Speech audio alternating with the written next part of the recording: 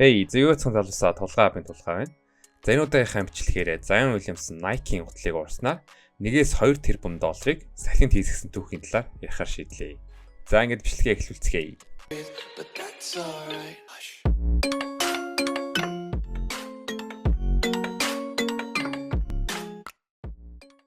2019 оны NBA драфтын нэг гэлтэж байсан Zion Williamson Duke-ийн их сургуульд тоглож бүл хүмүүсийн анхаарал Duke болон Zion Williamson дээр төвлөрч байлаа. За Zion Duke-ийн бүх цагийн шинэ тоглогчийн дээд онооны амжилтыг эвдэж хүмүүст өөрийгөө харуулж байсан бол 2019 оны 2 сарын 21-нд Duke болон North Carolina гих хоёр том сургуулийн тоглолт болохоор болов. Хоёр том сургуулийн тоглолт болохоос гадна Zion Williamson-ыг харах гэсэн хүмүүс энэ тоглолтод маш их анхаарлаа хандуулж байв. Америк нэгдсэн улсын ерөнхийлөгч асан Барак Обама болон бусад одууд тоглолтыг үзэхээр ирсэн байдаг. ESPN энэ тоглолтын хамгийн хямд тасалбар нь $2,500, хамгийн үнэтэй тасалбар нь $10,000 зарагдсан гэсэн мэдээ хүртэл гаргасан байдаг. За ингэж хүлээлтэнд байсан тоглолт эхлээд 36 секунд болж хад Zion Williamson өмсч байсан пүүз нь урагдаж бэртэл авсан байдаг. За тухайн үед Zion Williamson-ы өмсч байсан пүүз нь PG 2.5 байжээ. За Zion бэртлээс болоод энэ тоглолтод оролцохооргүй болж Duke 72-88-аар North Carolina-д хожигдсон. За маш их анхаарал авсан тоглолт болоод ч тэрв пүүз урагцснаас болж Zion Williams бэртснээс ч босноо. Энэ урагдсан пүүз нь маш хурдан олонний анхааралд орж бусд хүмүүсийн тоглоом шоглоом болж эхлэв. За олон нийтийн сүлжээнд Nike-ийн слоган болох Just Do It-ийг Just Blow Up гэх зургууд гарч эхлэв. За өрсөлдөгч компани болох Puma за хэрвээ Puma байсан бол ийм зүйл тохиолдохгүй байсан гэх утгатай твит хийж Nike-г бас шоколад амжсан. Гэхдээ тамирчны бэртлэр маркетинг хийлээ гэх шүүмжлэл авснаар удахгүй нь твитээ устгасан байдаг.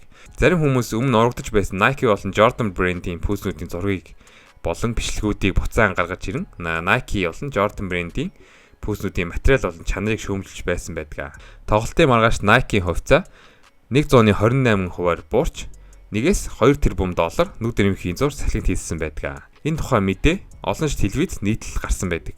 Nike энэ асуудлаас болж гарах охирлыг багасгахын тулд хамгийн түрүүд Zion Williamson-тэй очиж уулзсан байдаг. За Zion Williamson хурдан идэрхийг бид хүсэж байгаа. Бид өөрсдийн бүтээгдэхүүний чанар үзүүлэлтэнд анхаарч энэ удаагийн хэрэгт ямар асуудал байсныг олохын тулд ажиллаж байгаа гэсэн тайлбар маягийн зүйл бас нийтэлсэн байдаг.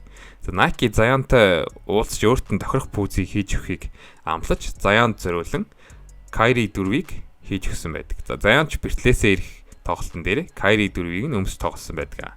За хурдан арга хэмжээ авсны ачаар энэ хэрэг намжсан ч Nike ямар шалтгааны улмаас PG 0.5 задарсныг олон дэлгээгүй байдаг. Үүний дараах асуудал нь Zion ямар пүүсний брендийг сонгох талаар байв.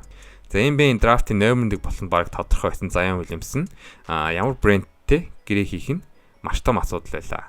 За Duke Nike-тэй гэрээтэй байсан болохоор Zion Duke тоглож байхдаа Nike өмс тоглолдог байсан ч ахлах сургууль байхдаа Adidas-ыг түлхүүн өмсөн тоглолдог байсан. Мөн саяны пүүсний задарсан асуудлаас болоод Nike-тэй харилцаа тийм сайнгүй болов гэж хүмүүс таамаглан Adidas-ыг сонгох магадлал нь арай өндөр болов гэж хүмүүс таамаглаж байсан бол эцэст нь Jordan брэнд буюу Nike-г сонгосон байдаг. Магадгүй татгалцахын аргагүй их мөнгнөөс босон ч гэж болох юм. Одоогоор Zion Williamson 2 хүртэл цуврал нь гараад байна. Zion Williamson энэ хэргийн дараагаар PG 2.5 яагаад задарсан талаар хэлсэн байдаг. Тэр пүүзийг би олон тоглолт болон бэлтгэл дасгал дээр өмссөн учраас хуучирсан байсан.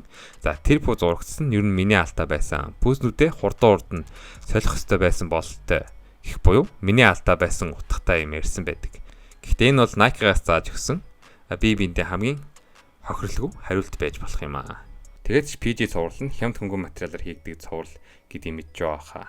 Nike мэдээж бүтээгдэхүүндээ буруу өрхийг хүсгүй хөөрхөн аргалаад өнгөрөх шиг л боллоо. За ингээд өнөөдрийн бэлтгэсэн мэдээллийн хүрээ дуусч байна. Бичлэг таалагдсан бас subscribe, like, donate хийж өгөхийг хүсье.